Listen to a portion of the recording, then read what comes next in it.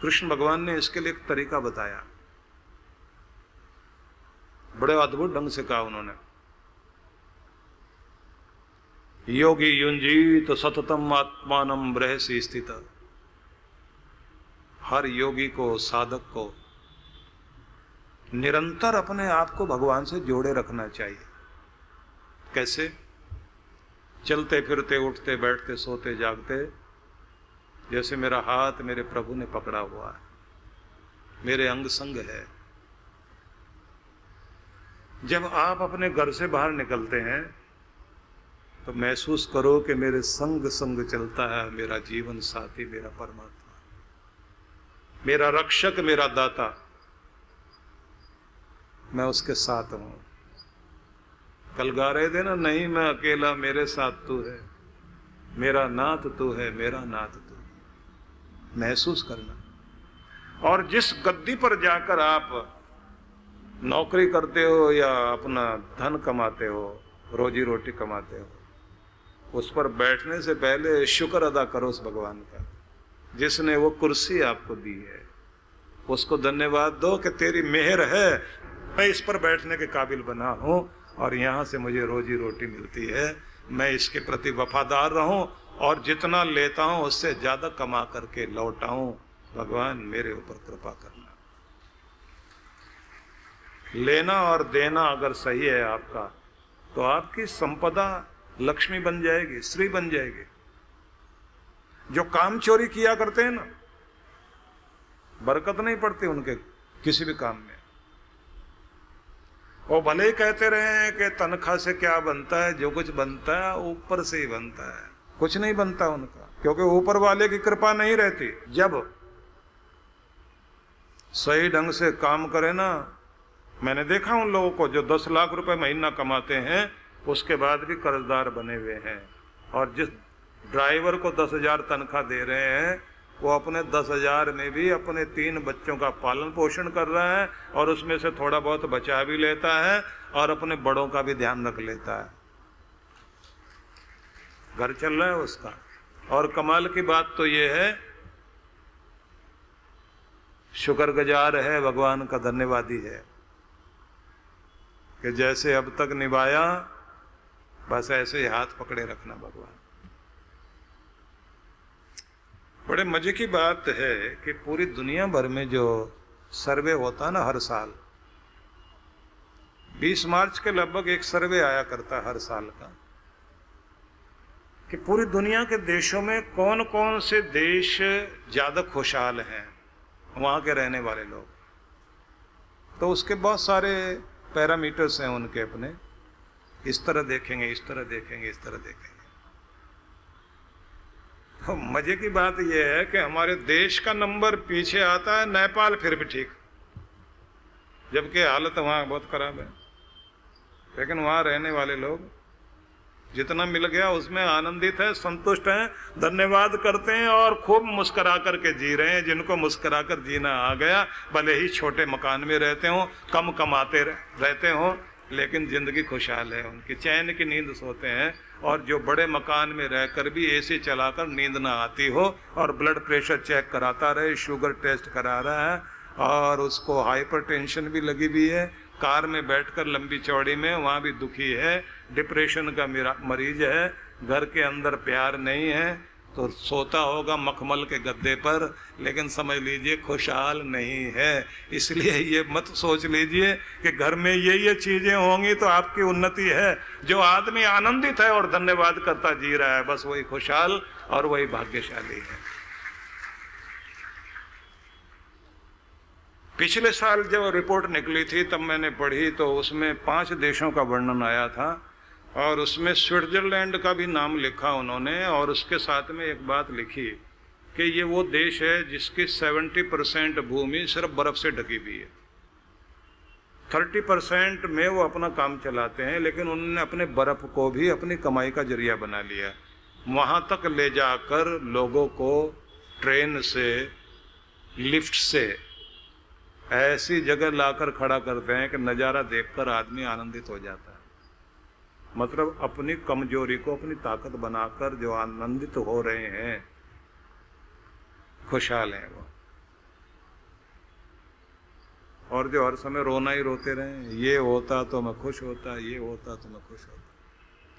तो जिनको हर पल अपने परमात्मा को अंग संग महसूस करना और धन्यवाद करते हुए जीना और चैन से नींद ले और आनंद में जागे और प्रफुल्लित रहे और हृदय करुणा से भरपूर है, दूसरे के दुख में काम आ सकता है और अपने देश को प्यार करता हो, अपने धर्म को प्यार करता हो, अपने गुरु को मानता हो और अपने पितरों का सम्मान करता हो, उससे भाग्यशाली आदमी कौन हो सकता है। तो कोशिश कीजिए कि इसी जन्म में सिद्धि हो। आगे फिर कहा यतताम अपि सिद्धानाम कश्चिन माम वेति तत्वतः। उन्हीं हजारों सिद्ध लोगों में जिनको सफलता मिल गई है, भगवान को पूरी तरह जान पाए, समझ पाए, तात्विक रूप से जान पाए का वो भी कोई कोई होता है, नहीं तो सिद्धि पाने के बाद ज्यादातर लोग भटक जाते हैं। तो भगवान श्री कृष्ण ने ये समझाया कि आप हर पल जुड़े रहो, लेकिन इस बात का ध्यान रखो हर दिन अपनी शक्ति बढ़ाने के लिए स्थान का चयन करो जहां बैठकर याद आए। योगी युंजीत सततम आत्मानम रहसी स्थित।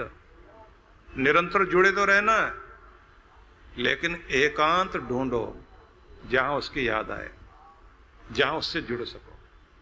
अपने घर के अंदर एक स्थान बना के रखिए, अपने मंदिर को या तो इतना अच्छा बना लो जहां बैठकर साधना पूजा पाठ आराम से कर सको। और अगर साधना के लिए आप अपने घर के बालकनी में या छत पर छोटी सी झोंपड़ी बनाकर और उसको बहुत सुंदर ढंग से फूल वूल लगाकर ऐसा बना लें जहां ना तो आपके जूते जाएं, ना मोबाइल फोन जाए, ना दुनिया की कोई और चीज, वहां आप हो और आपका भगवान। बैठो, थोड़ा समय बिताओ वहां। थोड़ी पुस्तकें हो सकती हैं आपकी, भजन संगीत वाली चीज रख सकते हो, वहां बैठिए, अपने मालिक से मिलिए। भगवान श्री कृष्ण कहते हैं योगी युंजीत सततम आत्मानम रहसी स्थित है। रहसी मतलब एकांत में स्थिर होकर अपने आप से भावनात्मक रूप से संबंध स्थापित करो भगवान से। अगला शब्द बड़ा अद्भुत है, एकाकी यत् चित्तात्मा। अकेले बैठना और अकेले होकर बैठना। अकेले होकर बैठने का मतलब है दिमाग में जो दुनिया चलती है उसे निकाल देना। भगवान आगे एक शब्द और कहते हैं, एकाकी यत् चित्तात्मा निराशी अपरिग्रह। जुड़ाव महसूस करो और अलगाव नहीं। जब बैठे हो भगवान की याद में, अगर ध्यान हट भी जाए और मन भटकता हो तो इसे कहो कि अच्छा उड़ान ही भरनी है ना, तो तीर्थों की यात्रा करो। तो ले जाओ केदारनाथ, ले जाओ बद्रीनाथ, ले जाओ द्वारका, सोमनाथ ले जाओ। और मन मन में जो है भगवान का नाम लेते हुए जैसे ही महसूस होने लग जाए ना कि सोमनाथ भगवान के दर्शन कर रहे हैं, तो अंदर ही जयकारा बोल देना, सोमनाथ भगवान की। तो ऐसे अंदर में आवाज आ जाए कि आप वहां हो और झुककर प्रणाम कर लेना। अयोध्या पहुंच जाना, राम जी के दरबार के रामलला के दर्शन करने पहुंच जाना, या फिर पहुंच जाइए आप वृंदावन धाम, बांके बिहारी के दर्शन करने के लिए। भटक रहा है मन, उसको घुमाओ ना। और वहां दर्शन करने के साथ में उस यमुना के किनारे जरूर जाना जहां निकुंज में खड़े होकर गौओं के मध्य में कृष्ण ने अपनी बांसुरी बजाई थी। उस बांसुरी की धुन को अपने अंदर अनहद नाद के रूप में सुनने की चेष्टा करना कि तेरी मुरली अभी भी बज रही है, तेरा प्रेम झर रहा है, मेरा ध्यान तेरे चरणों में है। कि ऐसे कहीं भी भटकता हो मन, वहीं से दौड़ा दौड़ा कर इसे भगवान के साथ जोड़ते चले जाना। जैसे जैसे जोड़ते चले जाओगे तो कृपा होगी। हाँ, बीच बीच में समस्याएं आती हैं, चिंता आएगी, बहुत सारी चीजों की चिंता होती है। तो चिंता जब भी आए तो उसे कहना कि चिंता नहीं, चिंतन चाहिए, मीटिंग चाहिए, खुद से योजना चाहिए। चिंता आई है इसलिए कि निवारण करें, तो पॉइंट्स नोट कर लेना कि ये भी चिंता, ये भी चिंता, ये भी, इसका निवारण करना है, इसको भी ठीक करना है, इसको ठीक करना है, इसका सुझाव ये है, इसके लिए ये योजना है, ऐसे कागज पे लिख के उसके बाद कहना मीटिंग हो गई, अब चिंता तुम जाओ। और फिर कहना चिंतामणि नाम है परमात्मा का जो सब चिंताओं को दूर करता है, मेरा तो सारा चिंता हरण वही करेगा। उसका नाम मन मन में जपना और दिमाग को खाली करना। तो चिंता को चिंतन में बदलिए और अपनी उदासी को प्रसन्नता में बदलते जाना, आलस्य को कर्मठता में बदलना और दुविधा को दृढ़ता में बदलते जाना। और कल कल जो कहते रहते हैं ना, कल कल को हटा देना, आज आज कहकर आज को महत्व देना। और जो हताशा आती है उसको विश्वास में बदल लेना। और अगर बदलना ही है तो सारी दुनिया से ध्यान बदलकर अपने भगवान के साथ जोड़ लेना। बस जैसे जैसे आप बढ़ते जाओगे तो कर्म से आप अपने सितारों को बदल लोगे, और बदलोगे तो देखना विधि का विधान कितना भी कठोर हो आपके लिए प्यार में बदल जाएगा। इसलिए जब भी ध्यान भटके मन को समझा लेना और एकाग्रता धारण करना। भगवान कहते हैं जितनी जितनी एकाग्रता आएगी उतना ही निकटता बढ़ती चली जाएगी। तो एकाग्रता चाहिए हर किसी के लिए। और एक बात सबको याद रखनी है, यहां माथे पर शांति, होठों पर मिठास बोलने में और चेहरे पर मुस्कुराहट, ये श्रृंगार करना है आपको। मिठास होठों पर, चेहरे पर प्रसन्नता, माथे पर शीतलता और अंग अंग में, हाथ पांव में, बस यहां उष्णता चाहिए, यहां गर्मी चाहिए, काम करने का जोश पूरा बना रहे, बस आप सफल हैं। इसकी आपको प्रैक्टिस करनी होगी। थोड़ी थोड़ी देर के बाद देखते रहो, माथा गर्म हो रहा है, ठंडा ठंडा ठंडा करो, कूल डाउन कूल डाउन, थोड़ा थोड़ा अपने आप को शांत करते जाओ। और फिर चेक करते रहो मुस्कुराहट है या नहीं। अगर है तो इसका मतलब आप सजे हुए हो। और वाणी में मिठास। तो किसी अच्छे शोरूम में आप जाएं, किसी कंपनी के, चाहे कपड़ा बिक रहा हो, सोना बिक रहा हो, या फिर इलेक्ट्रॉनिक्स या कुछ भी, वहाँ जो सेल्समैन रखे जाते हैं, सेल्स गर्ल्स रखी जाती हैं, वो कैसे रखे जाते हैं? जिसके चेहरे पर ज़्यादा मुस्कुराहट हो, जिसकी वाणी ज़्यादा मीठी हो, और जो ग्राहक के 4 वचन सुनने के बाद भी दिमाग ठंडा रखे, और जो फुर्तीला हो, दौड़ दौड़ के चीज़ें दिखाए, तो ऐसे लोगों को दुकानदार रखता है। क्योंकि ऐसा व्यक्ति दुकानदार के लिए लक्ष्मी लेकर आता है। इसका मतलब होता है अगर लक्ष्मी कमानी है तो भी ये चाहिए, और कृपा कमानी है तो भी ये चारों चीज़ें चाहिए।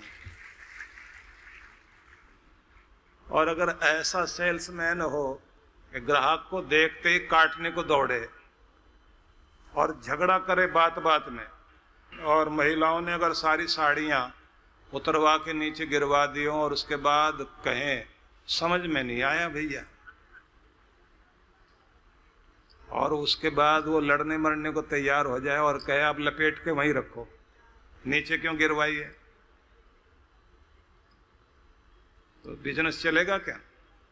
इसलिए कहते ना कि दुकानदारी नरमी की और राजकारी गर्मी की।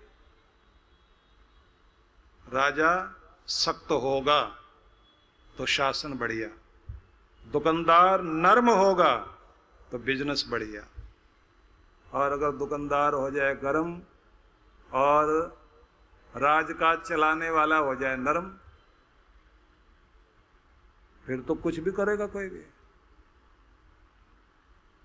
तो जो कहावत पुराने लोगों ने कहा ना, राजकाज गर्मी का, दुकानदारी नरमी का और दलाली बेशर्मी का। अगर दलाली करनी है तो फिर लाज बात छोड़नी पड़ेगी, अपने पैसे तुरंत मांग लो तो मिल जाएंगे, नहीं तो बाद में किसी ने नहीं देने, भूल जाएगा आदमी। इसलिए आपको निवेदन कर रहा हूं कि आप हर दिन चेक करते रहिए कि चेहरे पर मुस्कान है या नहीं है। नहीं है तो लाओ, और जब लाओगे ना आप तो गेट खुलेगा होठों का, और खुशी जो इधर उधर बैठी होती है ना, किसी पेड़ पे बैठी हो और घर ढूंढ रही हो कि जाना कहाँ है, तो जिसका गेट खुला है उसके घर में जाके बैठ जाएगी, तो गेट आपका खुला हुआ, मुस्कुराते हुए के दिल में जाके खुशी बैठ जाएगी और फिर मुस्कुराता ही रहेगा। और अगर आपको ढूंढ रही हो और आप पहले ही मुंह लटकाए बैठे हो तो वो क्या कहती है, लगता है गलत पते पे आ गए, ये तो ग्राहक है ही नहीं। मुस्कुराते रहोगे तो खुशी हृदय में रहेगी, और दुखी रहोगे तो खुशी आपका पता पूछकर भी आए तो भाग जाएगी। तो आज से मुस्कुराते हुए जीना है। गम सहकर भी मुस्कुराओ दुनिया में, यहाँ बुज़दिलों की गुजर नहीं होती। हंसना भी जरूरी है जीने के लिए, क्योंकि रोकर जिंदगी बसर नहीं होती। इसलिए मुस्कुराते हुए आनंद के साथ एक एक पल को जब गुजारेंगे तो उड़ जाएंगे दर्द, उड़ जाएंगी पीड़ाएं। परम पूज्य सद्गुरुदेव श्री सुधांशु जी महाराज के पावन सानिध्य में गुरु पूर्णिमा महोत्सव 15 एवं 16 जून 2024 पंचकुला हरियाणा। कार्यक्रम की रूपरेखा सत्संग 15 जून समय सायं 5 से 7 बजे, चरण पादुका पूजन, गुरु दर्शन एवं आशीर्वचन 16 जून समय प्रातः 9 से 12 बजे। स्थान शिवधाम आश्रम पंचकुला। आयोजक विश्व जागृति मिशन पंचकुला चंडीगढ़ मोहाली मंडल। संपर्क सूत्र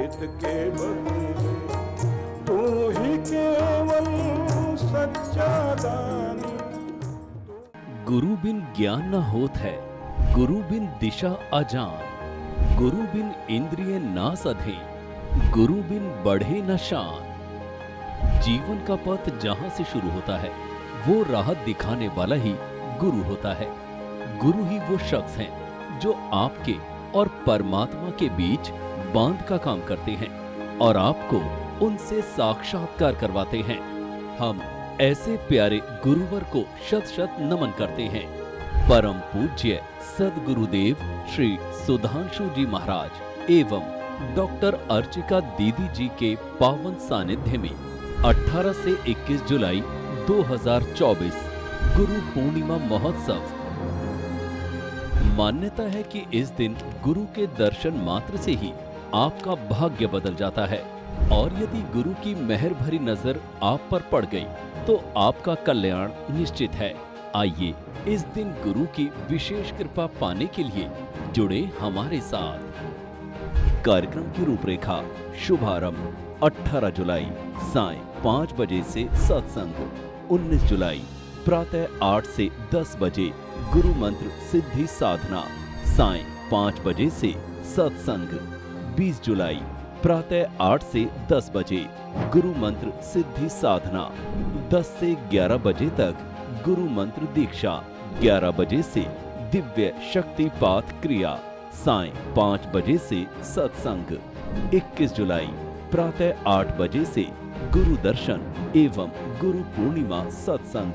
स्थान शक्ति टेंट द गोल्डन डेकोर, नजदीक जापानी पार्क, सेक्टर 12, रोहिणी, दिल्ली 110085। आयोजक विश्व जागृति मिशन। ऑनलाइन ऑफलाइन गुरु मंत्र सिद्धि साधना के लिए संपर्क करें। आप सभी इस कार्यक्रम में सपरिवार सादर आमंत्रित हैं।